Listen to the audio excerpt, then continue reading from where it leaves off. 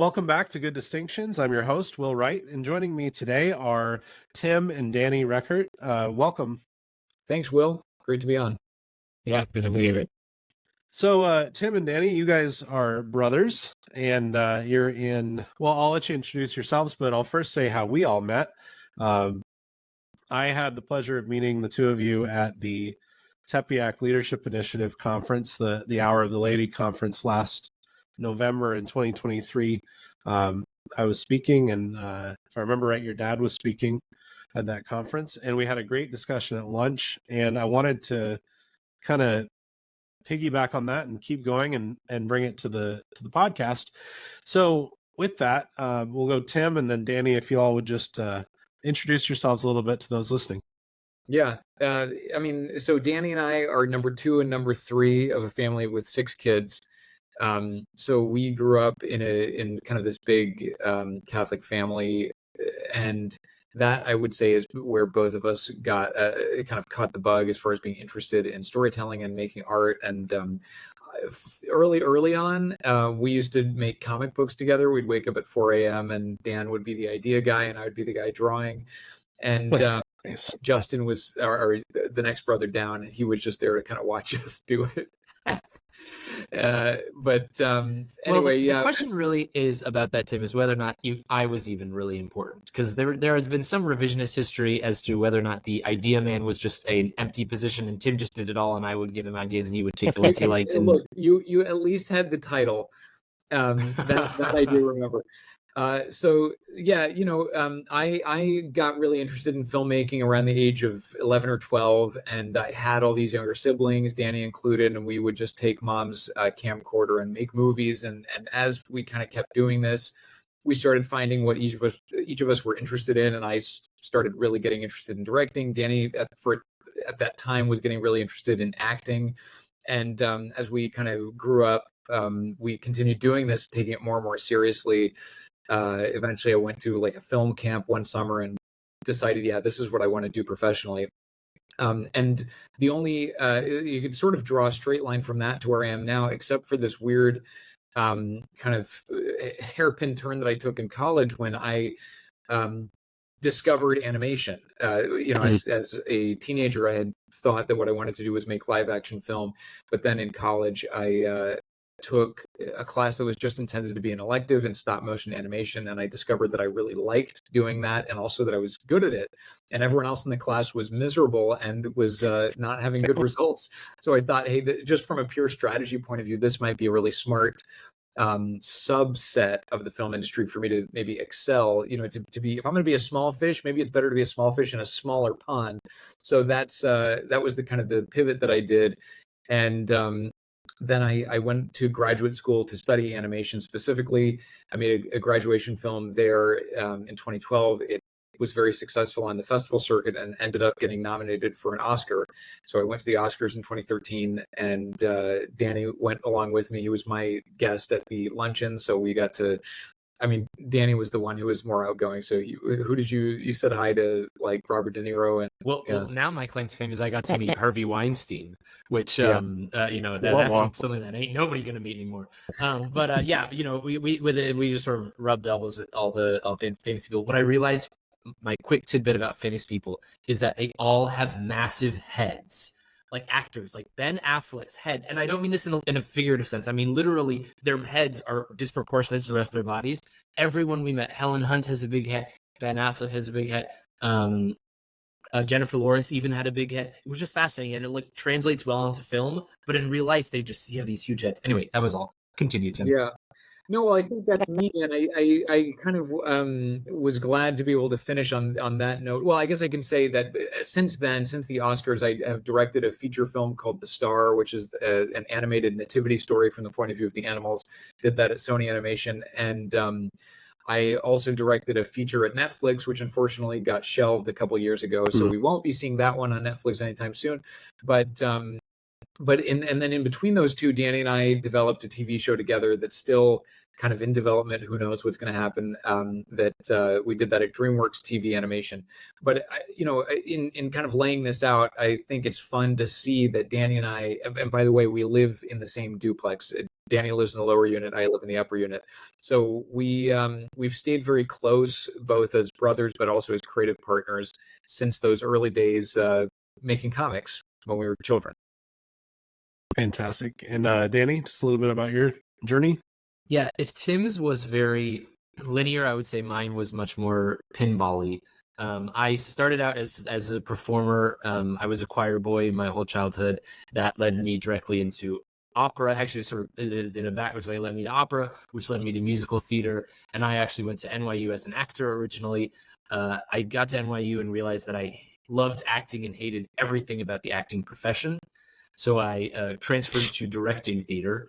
The way that I tell this journey is that I kept being in the room and wanting to do someone else's job. Like, I kept being frustrated by the director, one saying, "Oh, I could do this better." And then as a director, I kept being like, "These lines don't make any sense. We should rewrite this."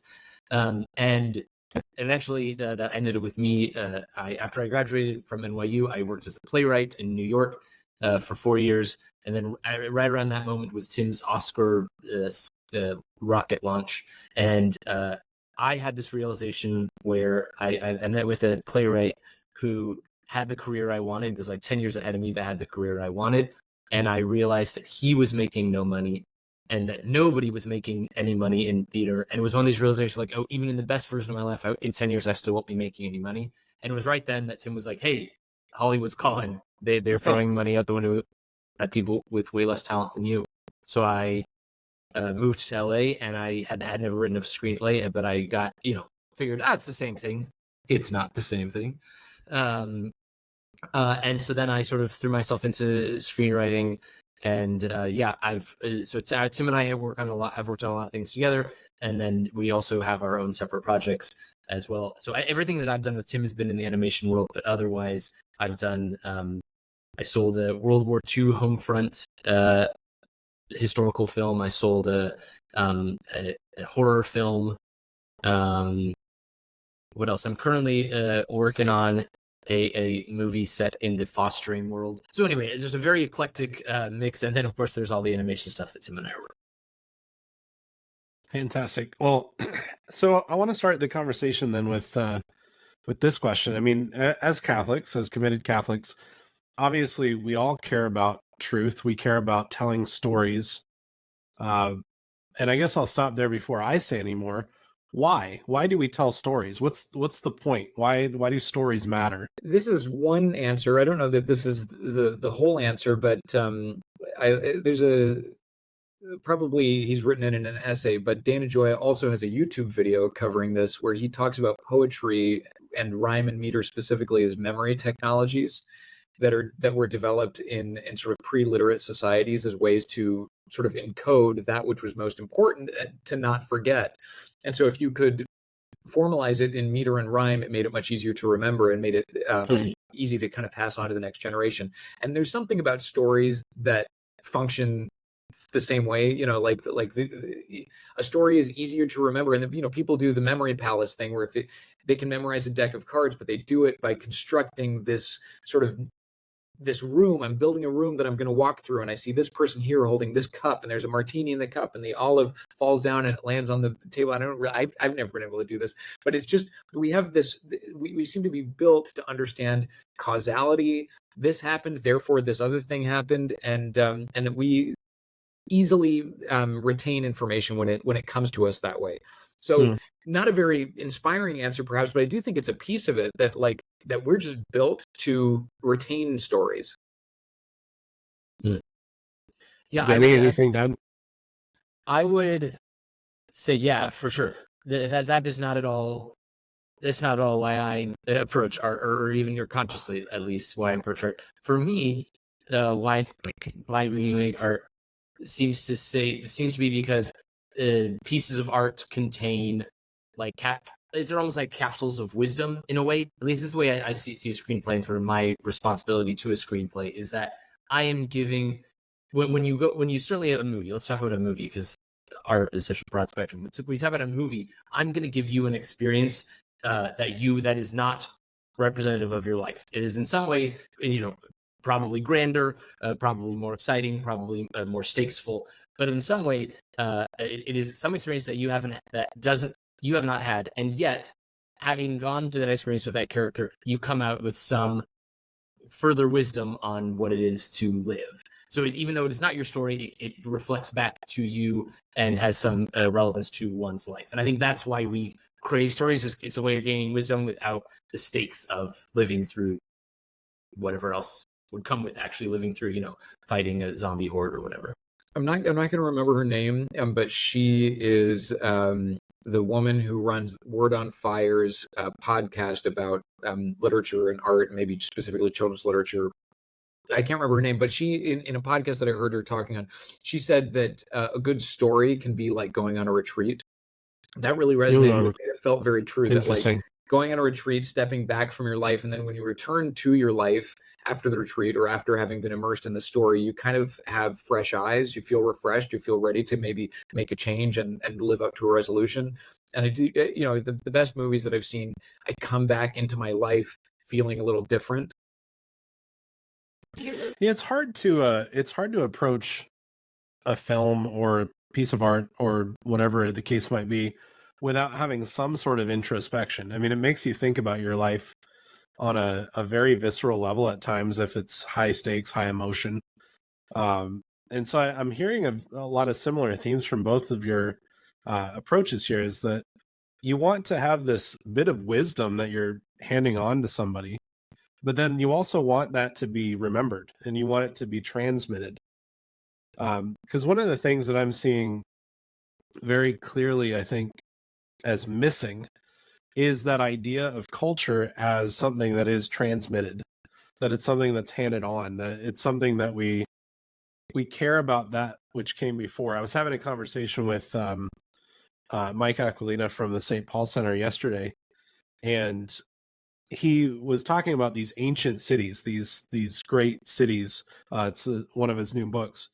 And all of the things that we can learn from these cultures of 2,000, 2,500 years ago. And it still matters today. It still resonates with our human nature. So there's something deep within us that is consistent, even if the culture around us changes, even if we philosophically are seeing things differently than we used to in the past. Human nature as such doesn't change. Mm-hmm. So there's a lasting quality, I think, or at least there should be a lasting quality to good art, if I can call it that. I'm a connoisseur. I don't make art particularly, so I write. I can look at it and go, I like that. I don't know why I like that.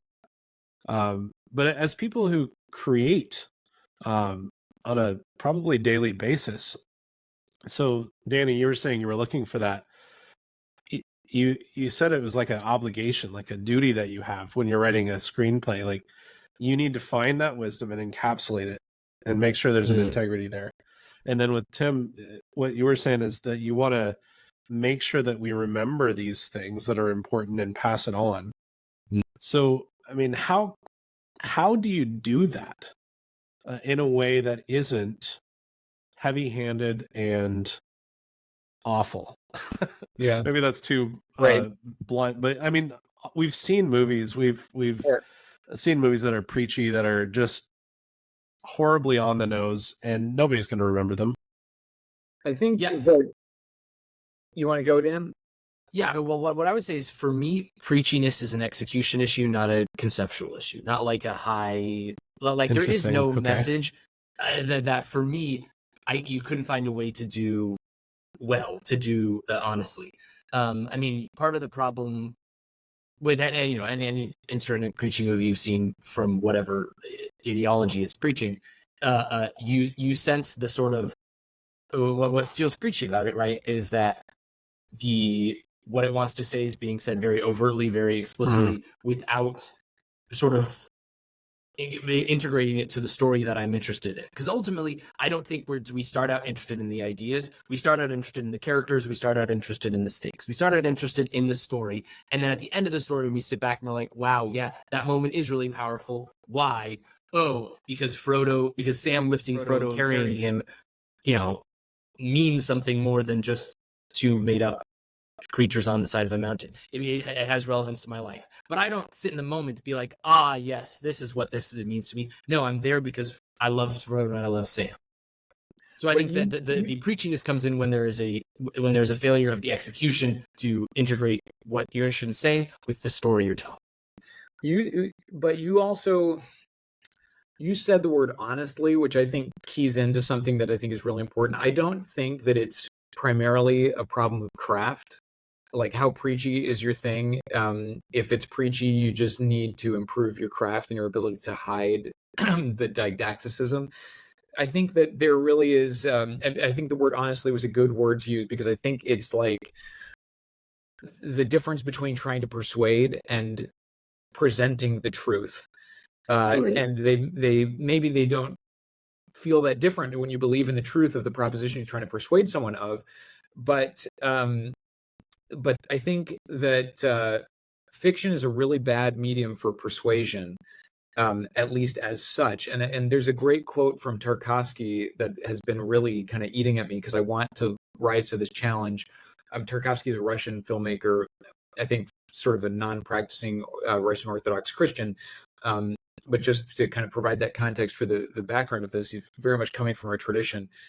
He said, the allotted function of art is not, as is often assumed, to put across ideas, to propagate thoughts, to serve as example. The aim of art is to prepare a person for death, to plow and harrow his soul, rendering it capable of turning to good. Okay, so the first thing that I love here is like how heavy that challenge is. He's really thrown down the gauntlet. But also that this is not an intellectual exercise. There's something about this that has to affect the life of the people watching it, has to render, as he says, render the soul capable of turning to good. And I think the power of art or film specifically to do that is not really contained in the art itself.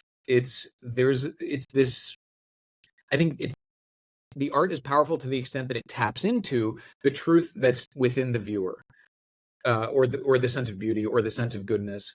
In other words, now I don't have this quote in front of me right now, but there's a quote from Pascal where he talks about when we read something that really resonates with us. And by the way, the word, we use that word resonate. Resonate is like, here I'm hitting my tuning fork and I'm carrying it close to the piano string. And the piano string, although they don't ever touch, the piano string starts to vibrate sympathetically. And that's kind of what happens here. He says, when we read something, when an artist paints an effect that really resonates with us, we love him not because he's shown us his treasures, but because he's shown us ours, right? So he's revealed something, that string inside of me that started to vibrate thanks to what he has put on the screen or into the book. That's where the power comes from. And so I think if we can keep that in mind, that helps us realize that like our role is not to trick the audience. Our role is to remind them of something that they already know but have forgotten. And then that comes back to the word that you used, Dan, honesty. I really think that the power of the film is the extent to which it rides the rails of truth, beauty, and goodness that exist in the world outside of the film. It's not purely about craft. And in fact, there are a lot of movies that are very powerful for people, that have changed people's lives, that are not that well made, perhaps. And then there are very, very well made, well crafted movies that just kind of slough off of you like water off a duck's back. And you don't remember them, even though they were very well crafted. I mean, like you could, like Baby Driver, just to throw out an example, it had for a long time they were advertising it's 100% on Rotten Tomatoes, and I went to go see it. This is going to be the greatest movie ever. And really, what they're saying is like this movie is kind of without flaw, but there's nothing really in this movie. I realized now, having seen it, there's nothing here. And then a movie like Mystery Men, which our mother loves, and it has a ton of flaws, including like numerous fart jokes that I wish weren't in it. And yet that movie is very moving about like the power of ordinary heroism, heroism in ordinary people, and it kind of sticks with us. At least in our family culture, we love Mystery Men. I mean, I love what you're saying, and it seems that there is, to me, I mean, it seems evident that there is an objective reality, and I'm not sure if that's because of my upbringing as a Christian, as a Catholic, or if it's something that I've observed, or if it's a bit of both, probably a bit of both.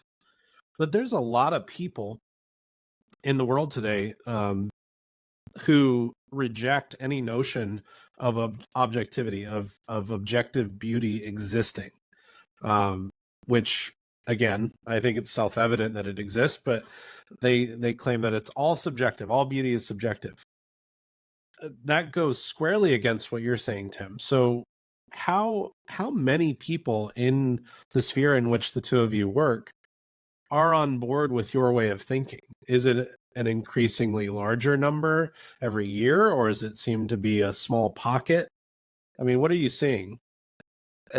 My opinion is that almost nobody talks about things this way. Like almost That's nobody. And then That's what I was worried about. Okay. I would include Catholic filmmakers in that. I think a lot of us come at this purely from a craft point of view, and you're successful to the extent that you can deliver the emotional experience that you're trying to deliver to the audience.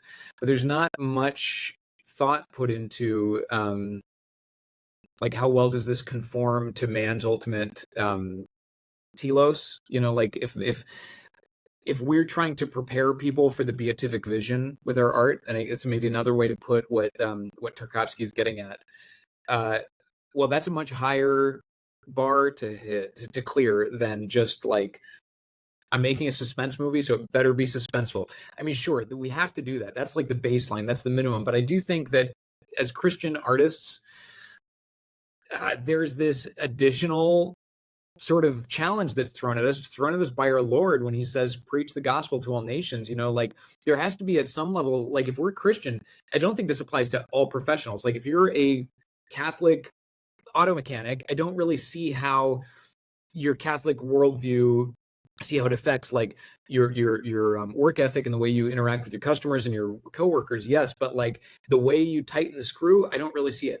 But I do think that for artists and storytellers, like we are inevitably encoding some worldview and some value set into the movies that we make. And so I don't believe in the concept of I'm a filmmaker who happens to be Catholic. I used to believe in that. But increasingly, I think that's a super big cop-out.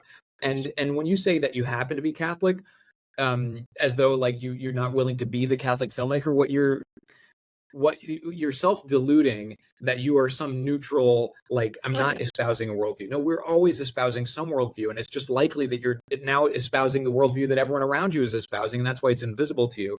But I think that we, to the extent that Christianity is countercultural, we as Catholic artists have a responsibility to be countercultural. That doesn't mean that it's always got to be about a sacred subject. It's not always got to be a nativity movie, but it's not only a responsibility, it's also, I think, our secret weapon. I think it's the thing that gives our work the potential to be so much more impressive than what the rest of the culture. Do you have anything to add? No, I agree. I certainly don't. I agree with Tim's first statement that this sort of depth of discussion is not common among practitioners of certainly of film. I don't know any even. Yeah, I don't know anyone who's having these abstract conversations. Yeah, I think for my money, I think that the way that I think about it is the way I approach my craft is that there's the craft elements of it, like make a scene compelling, find a character that audiences are interested in, put them in a situation that draws them deeper. All that stuff is craft, but all of that is ultimately a service of the story I want to tell, the experience I want to give. And that's the part of me that is impossible to divorce from my Catholicism. It's just like my worldview is informed, feels like a short way, I mean, a bad way of saying it, because it's like my worldview is founded in like Catholicism. And if the thing I'm interested in telling you is therefore going to be inherently Catholic in the way that I've said it, in the way that I'm presenting it. Now, all the other stuff that comes with it is totally like all the craft that comes with it has nothing to do with my faith, but it is all in service of the worldview that I have, which is inherently Catholic. There's another thing about this that occurs to me, which is maybe something unique about the Catholic perspective versus other Christian traditions, insofar as I think Catholics are much more comfortable being omnivorous and incorporating things into our tradition and finding the truth and baptizing it no matter where we find it.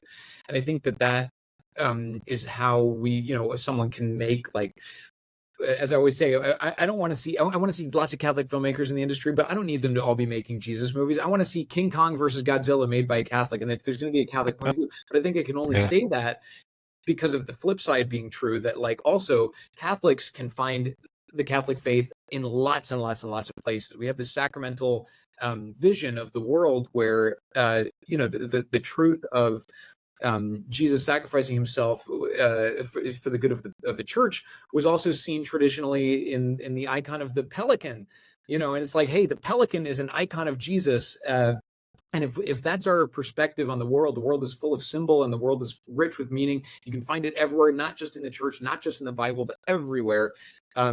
That's also how you end up with like Lord of the Rings and things like this, which are not biblical, but very, very Christian.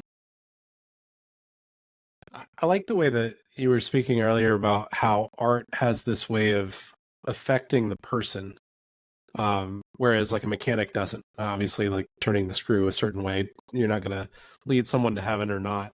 Well, you might get them there quicker if you do your job poorly, I suppose. But but there's a real sense that this art that you're making does reach into the soul of another. So I mean, these are important conversations. These are things that should be happening in the industry. I mean, are there any groups of Catholic filmmakers, screenwriters, whoever, getting together, having these conversations? Is that happening? I'm trying to get this to happen. And I'll say that, as I mentioned, I'm a filmmaker who happens to be Catholic. I used to be that guy. And I started listening to various podcasts. One of the podcasts I really like is the Catholic Culture podcast. And there's a sort of sister podcast called Criteria that's about movies specifically. And a lot of the discussions there were really sort of, that's where I first came across the Tarkovsky quote. And so they really kind of got my wheels turning on, like, I think I'm being called higher than what I've been sort of satisfying myself with. So I reached out to one of their guests, Nathan Douglas, who has since become a close friend. And we frequently we'll send each other emails and have phone calls and stuff.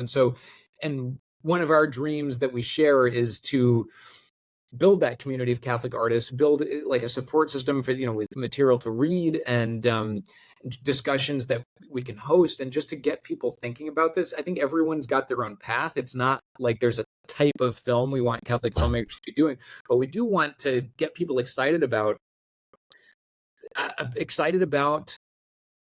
the idea that like this vocation is more than just a call to great craft.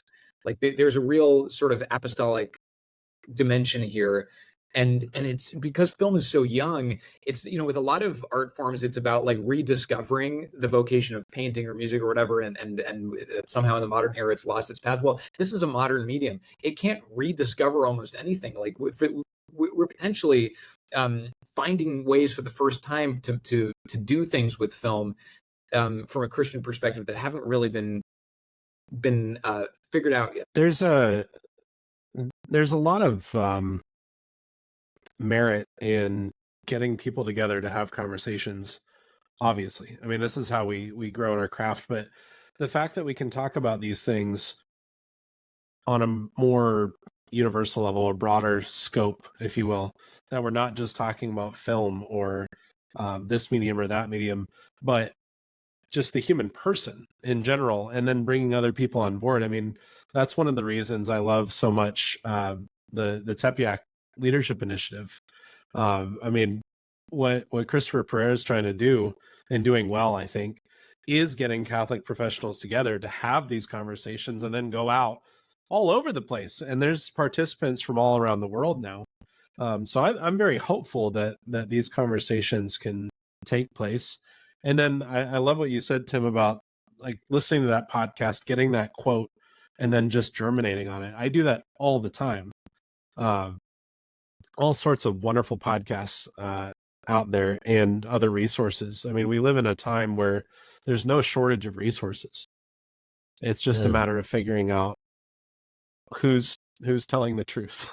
Right. And the building of community, one thing that's so tricky and has been tricky to this point, especially in the film industry, is like, if you are Christian or conservative or Catholic or what have you, if you're somehow an intellectual minority, you're likely to kind of keep your mouth shut, not self-identify. You can still have a nice career as an undercover Catholic in this industry and just not let anyone know. But the problem there is that then you might have worked for 5 years next to someone who's very much of like mind, but neither one of you kind of copped to it, and you would never know. And so there's this like sort of agreement to just be silent about your identity and your worldview in Hollywood has led to this sort of insuperable fractioning and splintering of our community. And post-pandemic, where we've all become much more comfortable like making friends on Zoom, like, and finally meeting someone after 4 years and being like, wow, you're a lot taller than I thought.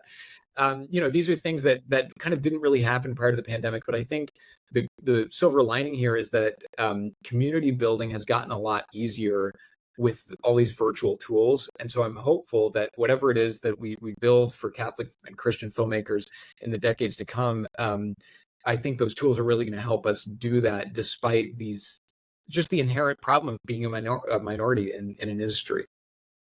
Awesome. Yeah, no, for sure. I mean, do you think that it's getting easier? I mean, I'm thinking about people like Mark Wahlberg and Neil McDonough and Angel Studios. I mean, there's a lot of that's getting pretty mainstream at this point. I don't know if it's full blown like Hollywood mainstream, but I think Angel Studios in particular is one that I would hold up as these guys are doing great work. They're getting the same traction that a lot of blockbusters are getting. I mean, what's your perspective on that as a screenwriter, Danny, or Tim as director? I would say, like, from the boots on the ground perspective, it does not feel easier. Like, maybe there are these like cultural forces shifting, but I would say it doesn't necessarily feel easier from our point of view, or from like in the thick of it. There are certainly more well-known platforms that are interested in explicitly Christian work, but that stuff is still very ghettoized. Like, if you have a movie for, that you saw with the movie about fostering that just came out, Letitia Wright is like the fostering Sound of Hope, I think is what it's called, and they Letitia Wright, who is the new Black Panther, is a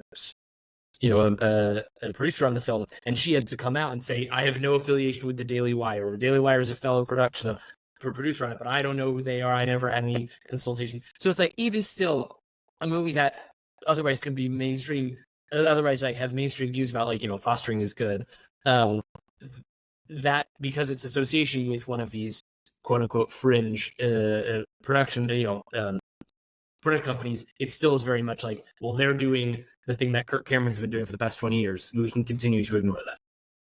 Yeah, I mean, it's kind of interesting to see Angel and all of the kind of faith-based world have been most successful when they are really on the nose, biblical. Like, if it's got Jesus in it, that's a big help. Like, even the Jesus Revolution, you had Jonathan Rumi playing a guy that looked a lot like Jesus. But then when Angel tries to do like a science fiction movie, and I haven't seen it, so maybe the movie also isn't good, I don't know, but the movie, what was it called? The Switch or something like that? Or but they did a science fiction movie with Neil McDonough, and my understanding was that it didn't perform. It performed, just at a fraction of what a lot of their other things have been doing. And I think, and I don't point to that to beat up on the film, it's just that I think there is this challenge with the Christian audience to activate them for things that aren't like obviously for them. So if you want to be a Christian filmmaker doing something with a Christian worldview, but you don't want to be doing it about Jesus, you want to be doing, I mean, like, for a lot of us, I know it's not just me, I'm sure you too, Danny, but also other Catholic filmmakers that I met. One of the inspiring films of like, that's what I want to do for me was Children of Men. It's Alfonso Cuarón movie. Okay, he's kind of fallen away Catholic, but this movie is so pro-life without even touching on abortion. And that's like, if it was like, if I'm going to make a movie about the question of babies and the value of babies and the pro-life message, it's going to be this and not so much unplanned. But it's very challenging actually to make the audience embrace that kind of movie, because I think there's this sort of inherent conservatism, in the conservative audience, where it's like, I want to be sure that this movie's for me, and yeah, so that continues to be a challenge. Like, if you want to do something artistic with a Christian worldview, you want to do Catholic King Kong versus Godzilla. It's the challenge is, how do you get the Christians and Catholics out there to know that this movie is for them? So moving, I guess I'll kind of wrap up our conversation. I have one more question then. Moving forward, I mean, looking forward, where do you see our culture headed? Are we going in the right direction or the wrong direction? And I am asking this question to make it as open-ended as possible. So take it wherever you like. I think, I mean, my observation is that it seems like we are bifurcating. So it's hard to speak of one direction. It feels like a lot of Christians have been sort of awoken from complacency and are sort of shouldering the challenge of their faith sort of more forthrightly and with a spirit of service and sacrifice. That's all very good. At the same time, the people who maybe used to have some kind of deference to some kind of inherited Christian worldview are increasingly abandoning that and totally okay with it. You kind of see that with Bill Maher saying, like, yeah, I think abortion's murdering children. I'm just okay with that. And I do think, I mean, in a way, that's a movement in the right direction, because I think that's more honest. I think that was always what it was. But I just think people used to not be able to admit it to themselves. Now they're admitting it to themselves. This is good in a way. This is also very bad in a way, because it means that a lot of the bedrock assumptions about, like, it's obviously bad to kill children are not things that we really agree on anymore. So, you know, so I think, I guess for me, this is all on net. It's good news, because it means we can have the cultural debate on more honest terms. And we don't have a sort of nihilistic worldview masquerading as kind of a semi-Christian and optimistic worldview. It's increasingly obvious that it is nihilistic, and if you want to go there, go for it. Embrace the nihilism, but at least you have a clear choice. I mean, that sounds hopeful to me. I'd much prefer to have an honest conversation and just call a spade a spade. Danny? Yeah, I would say I agree generally with Tim. The primary thing that I've experienced in the past, I don't know, 3 years, maybe more than, maybe like 5 years, is that I feel like the basic assumptions I have about my life and my worldview, I felt like my locality were shared with generally everybody had, and I'm increasingly finding that that's not the case. I think the way in which I felt it most recently is just this general assumption of value of all human life, like, and rather than the people who I disagree with have somehow less value. I think you've seen it a lot in the reaction to the Trump assassination attempt.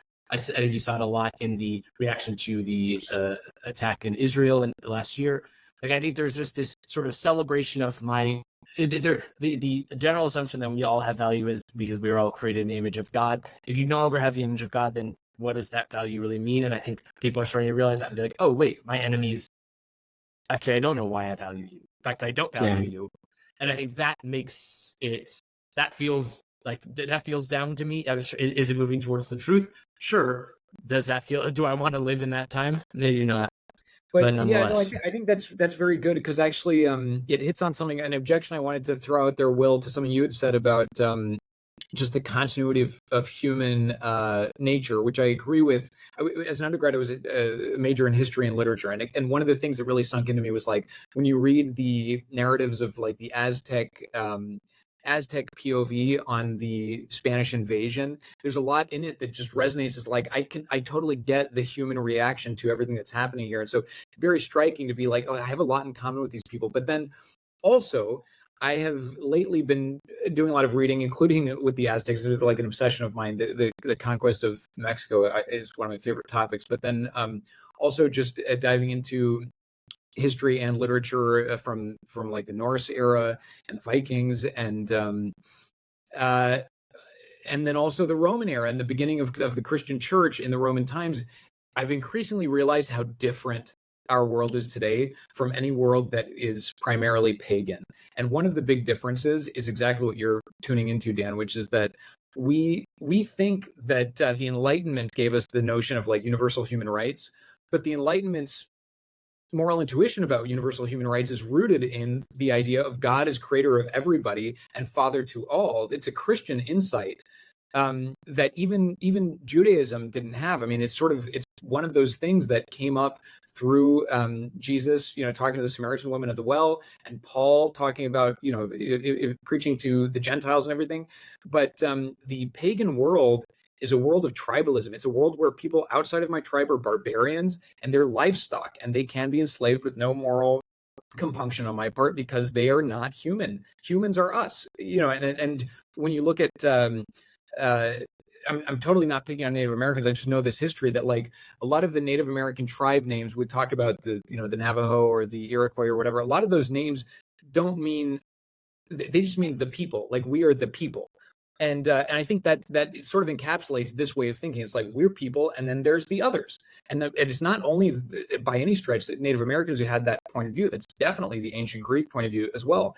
And so I guess it feels like what we're moving to is just a new paganism, and it's just easy. It's like that simple and that easy. It's like we're getting to a place where we value our tribe, we don't value them, because there's no rational reason to if you don't have the Christian foundation of God as Father to all. If you don't have that, we revert right back to the place people were for all of human history until Jesus. Blind, dumb, and stupid, basically. I mean, paraphrasing Augustine, but I mean, he says that sin muddles the intellect and darkens the will, or darkens the intellect, muddles the will. But really, that just means we get dumb and we can't see clearly. And so we don't see the image of God in the other. So, I mean, I completely agree that even though human nature hasn't changed, the inclination to sin is constant. The darkening of the intellect, the muddling of the will because of sin, because of ignorance, it's absolutely there. And the only way to fix that is to propose the gospel. I mean, that's what Jesus came to do, besides his act of redemption and sacrifice and salvation coming to us, and giving us the church. I mean, we live in this age now where this neo-paganism is coming back, but we're perfectly poised to do what the church has always done, which is propose the gospel and lift people out of that darkness by the grace of God and through the power of the Holy Spirit. And I see in large measure folks like yourselves doing a large part of the labor in this, that it's going to be through the way of beauty. It's going to be through culture that we are able to propose the gospel in a way that those outside of the church will be able to stomach. I can't think of a better word, but they'll be able to take it in. They'll be able to go, okay, maybe there's another way. Maybe this us versus them mentality isn't the only way. Maybe nihilism isn't the only way. I mean, I'm seeing that with even some of the high schoolers that I interact with. I mean, not all of them are committed Catholics. Some are cultural Catholics. A few of them are basically pagan in their mindset, but they're not nihilists. They do believe that there's meaning. They're just lost. They're just not sure which way to go. Mm-hmm. And what I've seen over their time at our school anyway, with 4 years of ethics and 4 years of religion class, is the gospel is being proposed to them in a very solid way. And so if they reject that, they know exactly what they're rejecting. But chances are they're not going to reject it. They don't. By the time they become seniors, the vast majority of our students actually just say, this is true. And because they've been living in this culture for 4 years at our school, it's palatable. It's something that they can actually take in and make their own. And I see film, music, all these different mediums to be that way of communicating culture, something that people can live in, that they can really imbibe and make their own. And like you were saying, Tim and Danny, is that wisdom, that seed that you want to give them, that resonance in their own soul is going to come about because of interactions like this. Faith comes from what is heard. And in this case, maybe what is seen and heard. So I commend you all for the work that you're doing, and Tim for saying I'm a Catholic filmmaker and not just a filmmaker that is also incidentally Catholic and and Danny, it's very clear that you're very committed as well. So, gentlemen, I want to thank you for the conversation and for taking the time to come on. Any final words or anything that you'd like to point people towards? Any projects you're working on? I wanted to just throw out in the context of everything that we've said, I think this is a moment for Catholic and Christian artists and filmmakers to lean into their difference. Because as this bifurcation has sort of continued and progressed, as you said, Will, we're sort of poised to do what the church has always done in pagan context, which is preach the gospel.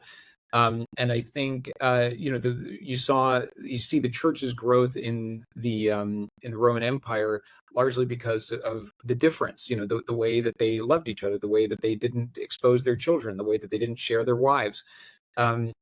So it's no longer a time to be an undercover Catholic. It's time to propose a different worldview from the one that's dominant right now. I think that is the time has come, for us to show there is a different path. And if we just continue to kind of try to do what everyone else is doing, then I think we're wasting our time here.